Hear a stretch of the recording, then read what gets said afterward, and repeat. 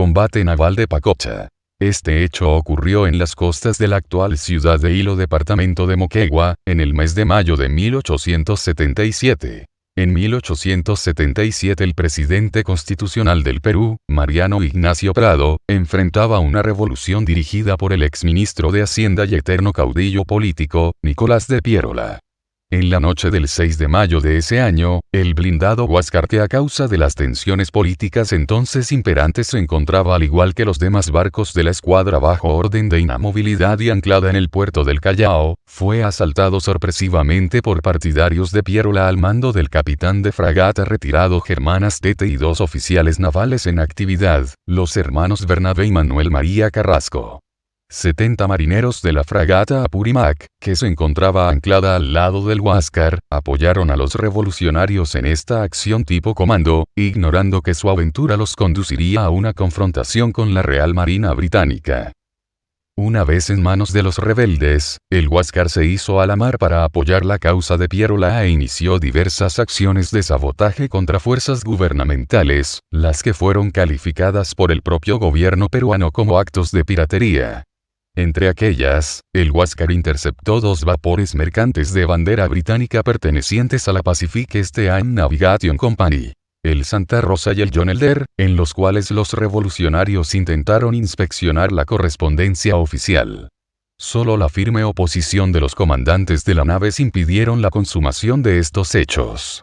El presidente Prado emitió entonces un decreto que colocó a los tripulantes del Huáscar bajo la condición de corsarios, envió en su búsqueda un escuadrón naval al mando del capitán de navío Juan Guillermo Moore, compuesto por el blindado Independencia, la corbeta Unión, el monitor Atahualpa y la cañonera Pilcomayo, y hasta ofreció una recompensa a los que, sin pertenecer a la dotación de los buques que componen la escuadra de operaciones, lo sometan a la autoridad del gobierno o contribuyan a ello. Mientras estos acontecimientos se desarrollaban, los comerciantes británicos reclamaron airadamente a su representante diplomático en Lima, el encargado de negocios James Graham, y le exigieron la adopción de medidas enérgicas para impedir la ocurrencia de hechos similares que podrían afectar el comercio en el litoral peruano y la seguridad de los transportes de la Pacific Eastern Navigation Company. Como el decreto del presidente Prado había descartado la responsabilidad del gobierno del Perú por las acciones cometidas por el Huáscar y teniendo en cuenta las recomendaciones de Graham, la Real Marina Británica se vio forzada a intervenir. De este modo, el comandante del escuadrón británico en América del Sur, contraalmirante Algernon Frederick Rose de Orsay, quien se encontraba con su escuadra en el puerto Caldera, Chile, se dirigió hacia el puerto del Callao, donde se dedicó a discutir con sus oficiales la manera de neutralizar eventualmente al Huáscar.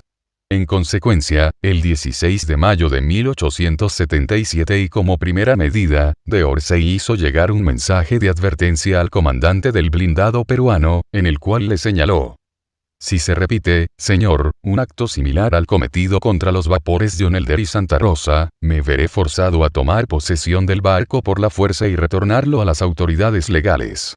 Acciones de esa naturaleza serán consideradas una causa justa para su captura por parte de las fuerzas navales de Su Majestad Real. Sin duda el rebelde Huáscar, bautizado así en honor del último inca legítimo del Tahuantinsuyo, era el barco de guerra más importante que tenía el Perú.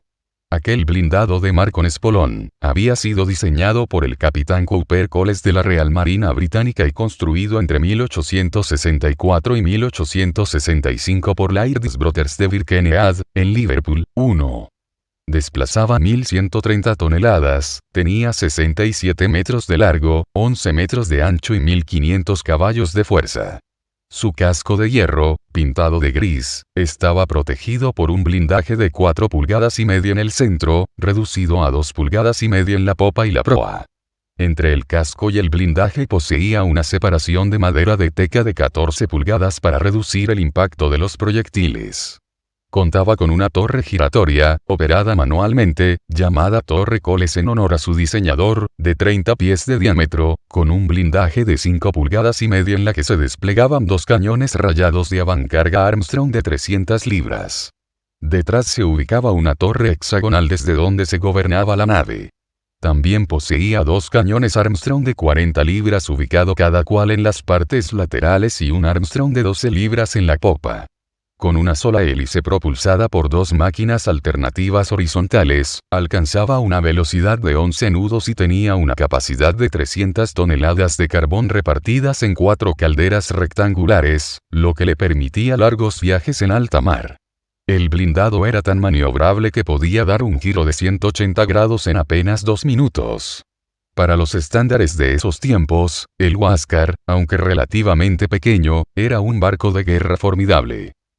El 22 de mayo, después de recoger a Nicolás de Pierola en el puerto de Cobija, el capitán Astete envió la siguiente nota de respuesta a d'Orsay. Las fuerzas bajo mi mando son conscientes de los derechos y obligaciones que la práctica y el Código de las Naciones establecen en nuestras costas. Están muy lejos de haber violado dichas leyes y la información con respecto a los incidentes ocurridos con el John Elder y el Santa Rosa no es totalmente cierta. En todo caso, apoyado en mi derecho, pero por sobre todo, encima de cualquier interés personal el de la soberanía y la dignidad de la República, rechazo con calma pero firme resolución, no solo en mi nombre y el de mi tripulación, pero en el nombre del Perú, la amenaza incluida en su carta. Declaro, señor almirante, que Dios no lo permita, si llega el caso que una agresión sea cometida por su comando, cumpliré con mi deber. El 27 de mayo, en Pichalo, el sorprendente Huáscar se enfrentó a la división naval peruana que intentaba capturarlo. No obstante el hecho de tener casi la mitad de desplazamiento del blindado Independencia, su artillería perforó uno de los sectores de esa poderosa nave y mató a uno de sus tripulantes, logrando escapar del cerco que se le había tendido. Sin embargo, pese a este resultado favorable, el Huáscar se veía cada vez más aislado porque las fuerzas leales al gobierno controlaban la mayoría de los puertos del litoral y las provisiones se le agotaban, razón por la cual, pese a las advertencias del almirante d'Orsay, Pierola dispuso interceptar otros 2 mercantes de bandera inglesa, de uno de los cuales, el Inusina, confiscó 100 toneladas de carbón. Esta acción fue la que finalmente decidió al escuadrón naval británico a intervenir. Como en aquel 1877, no hubo un solo año durante el largo reinado de Victoria de Inglaterra, en el cual, en algún lugar del mundo, sus soldados y marineros no estuvieran luchando por ella y por el imperio. En ese entonces resultaba muy fácil encontrar pretextos para todas las guerras y campañas militares victorianas. Desde 1837 hasta el final del siglo XIX, tanto en Asia como en el África u Oceanía, tropas y naves británicas estuvieron comprometidas en constante combate. Tal era el precio del liderazgo británico en el mundo y de su orgullo nacional, y tales acciones se ejecutaban sin rechazo o arrepentimiento. A las 13 horas del 29 de mayo, a la altura de la bahía de Pacocha, en Moquegua, después de una cuidadosa persecución, d'Orsay logró ubicar al Huáscar que navegaba desde Cobija hacia Pisagua. Su escuadrón consistía de 2 barcos. La fragata protegida HMS Shah y la corbeta de madera HMS Amethyst. El primero, buque insignia del almirante, estaba comandado por el capitán, más tarde almirante y gobernador de Australia Occidental, Federico Jorge Denham Bedford. Contaba con una tripulación de 600 hombres, desplazaba 6.250 toneladas, tenía una velocidad de 16 nudos y poseía casco de hierro revestido de madera y planchas de cobre. La fragata estaba armada con 26 cañones de diferente calibre, incluyendo varios de 7 y de 9 pulgadas, todos de avancarga, una ametralladora Gatling y 8 torpedos motorizados de 16 pulgadas de la clase Witead.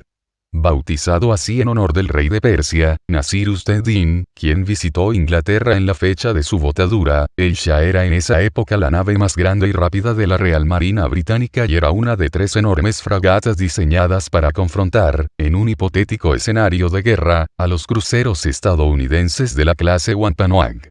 La corbeta Amethyst, por su parte, estaba comandada por el capitán Arturo Juan Chatfield y disponía de una tripulación de 235 hombres. Construida en 1873, desplazaba 1.970 toneladas, tenía una velocidad de 13 nudos y estaba armada con 14 cañones de avancarga de 64 libras y varios torpedos Spar.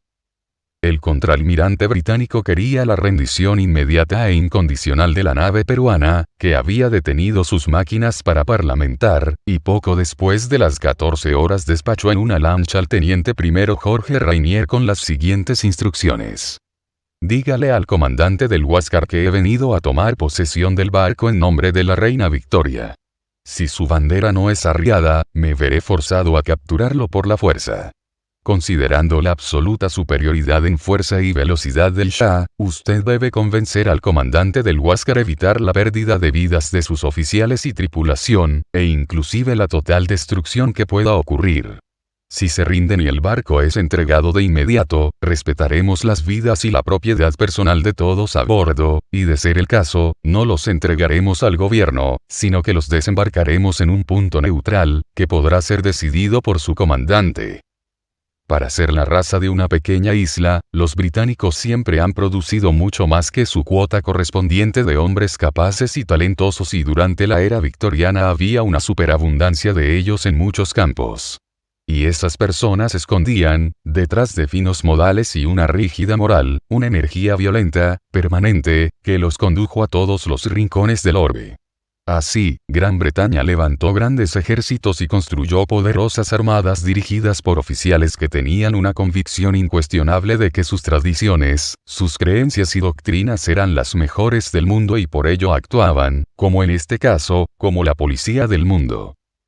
Si bien aquellos eran los días de las pequeñas guerras victorianas, D'Orsay no tomó en consideración un pequeño detalle.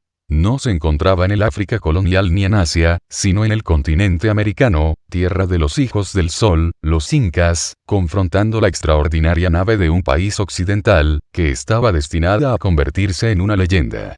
Y tan talentoso y seguro como D'Orsay pudo haber sido, de Pierola, su oponente y futuro presidente del Perú, era una clase de hombre superior y un perfecto contenedor al orgullo victoriano.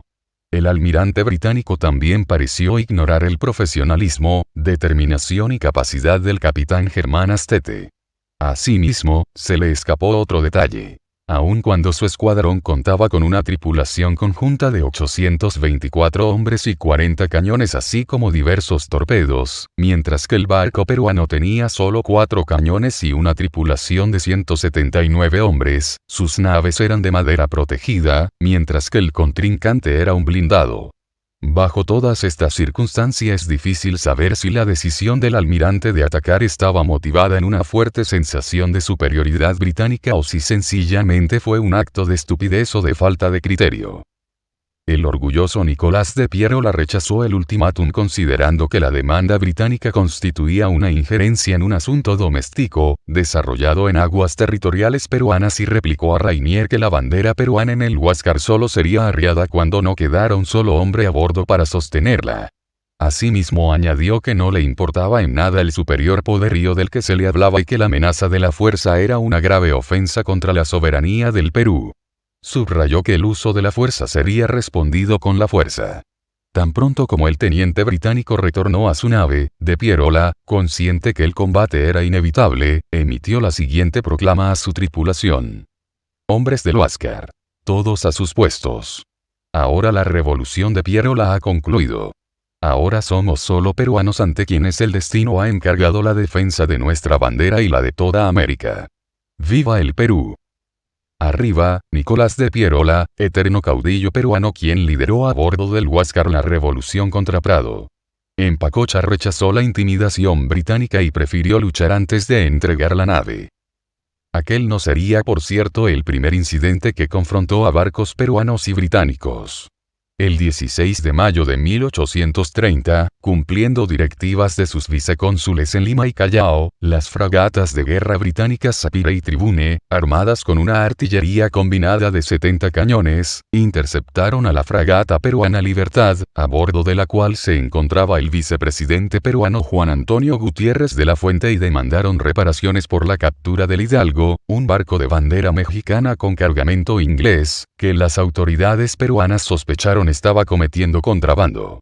El capitán peruano García del Postigo, quien apenas 2 años atrás había salido victorioso del combate naval de Malpelo contra fuerzas de la Gran Colombia, rechazó las demandas y decidió luchar.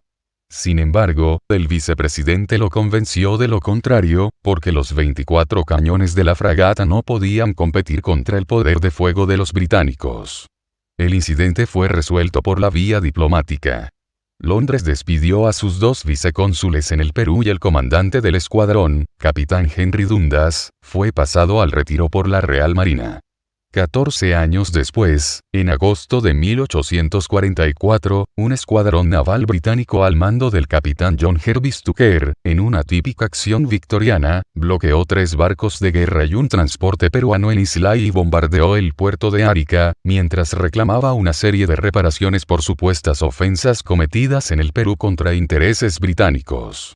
Los peruanos nuevamente decidieron evitar la confrontación y suscribieron un tratado que resolvió el incidente. Esta vez, sin embargo, las cosas iban a ser distintas.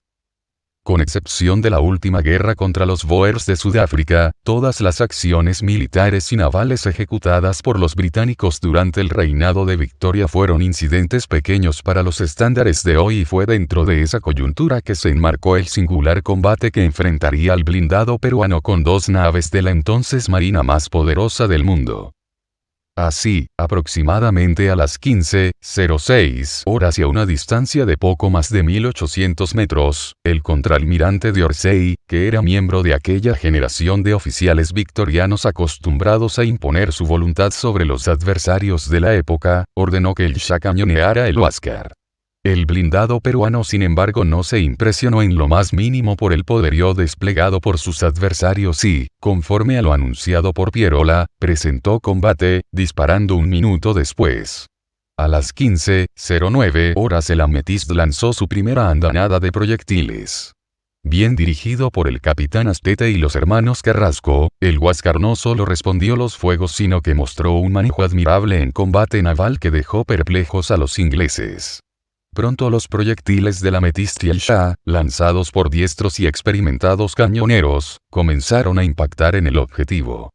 Sin embargo, pese a su efectividad de blanco, no podían penetrar la coraza de 4,5 pulgadas del Huáscar y por ende causaban poco daño a la estructura de la nave. No obstante, los proyectiles del Shah lograron romper los guardines del timón de combate y reventaron los de la estación de gobierno principal. Asimismo, volaron en pedazos algunas de las lanchas salvavidas de la nave. La nave británica HMS Shah. El intercambio de fuegos y maniobras envolventes se prolongaría por espacio de 2 horas interminables. Más aún, el comandante del Huáscar hizo gala de su conocimiento de las aguas locales y utilizó la baja cubierta del blindado para presentar a d'Orsay un blanco difícil. El contraalmirante británico, ante la ineficacia de sus proyectiles, intentó emular las tácticas utilizadas por Horatio Nelson y se aproximó al Huáscar lo más cerca posible para cañonearlo a distancia mínima, en la creencia que sus proyectiles resultarían así más efectivos. En ese proceso se hizo uso de ametralladoras e inclusive de fusilería. El Huáscar, sin embargo, gobernado con aparejos, eludió a los británicos mediante acciones evasivas y en varias oportunidades hasta intentó espolonear al Shah y al Amethyst. El fuego de este último barco, según informó el propio d'Orsay, fue dirigido con gran precisión, pero su armamento de 64 libras resultaba ineficaz, excepto para llamarle la atención o para apartar al Shah de los fuegos del Huáscar. En cierto momento del combate, sin embargo, d'Orsay ordenó cesar los fuegos al no observar más el pabellón peruano, lo que interpretó como rendición. Pero aquel no sería el caso, pues una de las granadas del Shah había cortado la drisa del blindado ocasionando su caída. Los peruanos volvieron a izar su pabellón y el combate se reanudó. En su informe al almirantazgo, d'Orsay escribió: el ataque fue en parte siguiéndose uno a otro y en parte girando, con tentativas de cuando en cuando por parte del Huáscar para emplear su ariete, lo que era preciso precaver cuidadosamente en un buque con tanta eslora y por consiguiente tan lento para virar como el Shah. El Huáscar parecía navegar a razón de 19 millas y estaba bellamente manejado, tratando de mantener sus cañones de la torre sobre nosotros excepto cuando iba a cargar. Que una de sus bombas de 300 entrase en un barco tan repleto como este habría producido graves resultados. La situación pues se estaba volviendo difícil para los británicos. Entonces, a las 17 horas, d'Orsay adoptó una decisión drástica. Volviéndose a sus oficiales manifestó: Gentlemen, certainly we are not fighting against the Kedivese Navy. Al comprender que sus naves no podían capturar al blindado peruano con tácticas tradicionales y para no arriesgar la seguridad de las mismas, d'Orsay decidió poner fin al drama y hundirlo. En consecuencia, ordenó que se disparase un torpedo UITEAD contra el Huáscar. Aquella iba a ser la primera vez en la historia naval que un torpedo motorizado sería utilizado en combate. En aquellos días un torpedo UITEAD clase Fiume, de 14 pulgadas de diámetro, con un motor de 3 cilindros, alcanzaba una velocidad de 18 nudos, tenía un alcance de 550 metros, un peso total de 250 kilos y cargaba una mortífera carga explosiva de 12 kilos.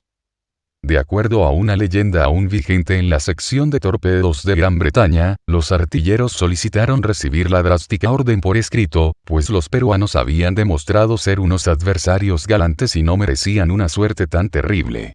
Verdadera o falsa, el torpedo fue lanzado de todas maneras. Sin embargo, los motores del Huáscar y el buen manejo de la nave permitieron esquivar al arma mortal. El orgullo británico pronto se fue tornando en temor ante la impotencia de neutralizar al Huáscar. Hasta ese momento la precisión de los artilleros peruanos había dejado mucho que desear, pero los oficiales británicos eran conscientes, como lo implicó d'Orsay en su informe, que en cualquier momento los dos barcos de Su Majestad podrían fácilmente ser enviados al fondo del mar si el uso de los cañones peruanos se tornaba tan preciso como el manejo de su nave. En su informe, el capitán Chatfield de la Amethyst escribió: Nuestros artilleros dispararon con gran continuidad y precisión, pero nuestras bombas no producían efecto en la coraza del Huáscar, aun cuando sí conservaban la cubierta libre de rifleros. Luego añadió: El Huáscar fue gobernado lujosamente y si sus cañones lo hubieran sido del mismo modo habría resultado un enemigo formidable. Un marinero de la Amethyst de apellido Riley escribió: varios de los disparos dirigidos hacia nosotros reventaban en el agua, a distancia tan corta que nos salpicaban alrededor. Podíamos observar plenamente sus proyectiles girando en su alta trayectoria, viniendo a través del aire como grandes yunques de herrero. El capitán Bedford del Shah por su parte escribió en su bitácora: A las 3:06 horas comienza el combate con los cañones de cubierta. Las baterías de babor hacen fuego a discreción. 3:07 horas, el Huáscar contesta con un cañón de la torre. Otro cañonazo nos pasó por la cofa del trinquete y el otro por la cofa del palo mayor cortando la driza real y la driza del tope. 3:09 horas, Amethyst ataca al enemigo y el Huáscar le contesta con un cañón pequeño y con otro nos corta las brazas reales. 5:08 horas, el Huáscar dispara una bomba de A-40 que revienta a medio camino. Se nos viene encima, aparentemente para hacer uso del ariete. 5:13 horas, nuestra ametralladora Gatling comienza a hacer fuego. 5:14 horas, disparo de un torpedo UITEAD. A las 21 horas, en un último intento desesperado, el Shah despachó una lancha con torpedos Spar para volar al Huáscar. Fue inútil. La lancha retornó a las 03:30 horas de la madrugada del 30 de mayo sin haber logrado su propósito. Bajo las sombras de la noche, el Huáscar había abandonado el escenario sin que los británicos hubieran podido subyugarlo. D'Orsay no intentó efectuar una persecución nocturna para evitar posibles daños. Durante la acción los peruanos tuvieron un tripulante muerto, el corneta Ruperto Bejar, y los ingleses algunos heridos. Durante el combate el Shah disparó 237 proyectiles y el Amethyst 190, un total de 427 cañonazos, que incluyó el uso de varias granadas de perforación Palliser. Un total de 50 proyectiles dieron en el Huáscar, pero la estructura del blindado no sufrió daños de consideración. Por el contrario, su armadura solo pudo ser perforada una vez con un proyectil disparado por uno de los cañones de 9 pulgadas. 2 días después del combate el Huáscar se entregó a las autoridades peruanas y antes de ser arrestado, Pierola intentó convencer al capitán Moore, comandante del blindado Independencia, unírsele para combatir al escuadrón británico por su participación en un asunto peruano. La iniciativa no prosperó, aunque la prensa protestó airadamente contra aquella acción extranjera en aguas territoriales del Perú y el presidente Prado se vio forzado a presentar una protesta diplomática formal ante el gobierno de Londres. Pacocha fue considerada una acción humillante para la Real Marina. Originó debates en el Parlamento que casi concluyeron en la censura del contraalmirante d'Orsay. El almirantazgo aprobó la conducta general seguida por d'Orsay, pero rechazó sus demandas perentorias para que el Huáscar se rindiera. El almirantazgo también desaprobó los ataques nocturnos con torpedos hacia el Huáscar, pues a su entender constituían una violación flagrante a las aguas territoriales peruanas y porque aquel método de ataque pudo haber matado a toda la tripulación del Huáscar. Pacocha también fue la última ocasión en la que barcos de madera británicos como el Amethyst, armados con cañones de avancarga, entraron en combate. Después de ese día el escuadrón británico en América del Sur siempre estaría compuesto por blindados y 2 de diciembre de 1878 el Shah sería reemplazado en aguas sudamericanas por un nuevo buque insignia, el legendario blindado de segunda clase de batería central HMS Triumph, armado con 10 cañones. Unas últimas líneas sobre los hombres y las armas de Pacocha. El contraalmirante d'Orsay fue relevado de su puesto en septiembre de 1879. Se retiró de la Real Marina Británica en 1885. Nicolás de Pierola finalmente se convirtió en presidente del Perú en 1879 y posteriormente en 1895, ambas veces gracias a intrigas o revoluciones. Falleció en 1913. El capitán Germán Astete encontró una muerte heroica el 10 de junio de 1883 mientras dirigía la artillería peruana en la épica batalla de Huamachuco contra el ejército chileno, en el que sería el último encuentro militar de la Guerra del Pacífico. El HMS Shah fue enviado a Londres y en 1879, durante la cruenta guerra contra los Zulús, fue comisionado para transportar tropas de refuerzo a Sudáfrica. El 6 de marzo de ese año, luego de recoger efectivos militares en la isla de Santa Elena, las desembarcó en Durban. Aquellas fuerzas participaron en las batallas de Esowa y Ulundi, que pusieron fin al Imperio Zulú. Al término de esa guerra ancló en Portsmouth y nunca más se le volvió a comisionar en servicio. En mayo de 1892 el HMS Narcissus remolcó al Shah hasta Bermuda, donde fue completamente desmantelado. De otro lado el Huáscar se convirtió en una celebridad por ser el primer barco en la historia naval del mundo en enfrentar un ataque con torpedos motorizados en combate en alta mar y por ser el primer y último blindado en combatir con naves de madera británicas. Sin embargo, aquel incidente apenas fue el inicio de una vida heroica y turbulenta para el blindado, que alcanzaría su cenit apenas 2 años después, durante la Guerra del Pacífico. El primer ataque exitoso utilizando un torpedo UITEAD habría ocurrido en la noche del 25 al 26 de enero de 1878, apenas 8 meses después del incidente de Pacocha, cuando 2 lanchas torpederas rusas, el Sesme y el Sinope hundieron el barco turco Inizba con 2 de esos torpedos mecanizados. El Imperio Británico tomaría su revancha apoyando a los chilenos para quedarse con Tarapacá y Arica de Perú y Antofagasta de Bolivia. En la Guerra del Pacífico los chilenos destruyeron casi todos los ferrocarriles que existían en el Perú para retrasarnos en levantarnos económicamente, aparte de otros actos como quemar la Biblioteca Nacional para desaparecer y sea más difícil recordar nuestra cultura ancestral. El Imperio Incaico es una de las 7 civilizaciones más grandes que han existido en el mundo. Somos herederos de grandes megaconstrucciones, inmensos sistemas de irrigación, en agricultura todavía se utilizan los andenes para producir alimentos, en medicina se hacían las trepaciones craneanas, habían vías de comunicación que interconectaban los 4 suyos como son los caminos del Capac Ñam, en astronomía teníamos el reloj solar, como navegantes hemos llegado a las islas de la Polinesia donde nos recuerdan como los hijos del sol. La mejor organización existía en el Imperio Incaico, los incas han dominado la cordillera de los Andes y un tema aparte es el idioma quechua de una riqueza idiomática que tanto así vienen de otros países para aprender de este idioma. Nuestra escritura era registrado en quipus y el sistema decimal era práctico y sencillo. El Perú tiene el segundo bosque más grande del mundo, la mayor reserva de agua dulce del planeta y es rico en plantas medicinales.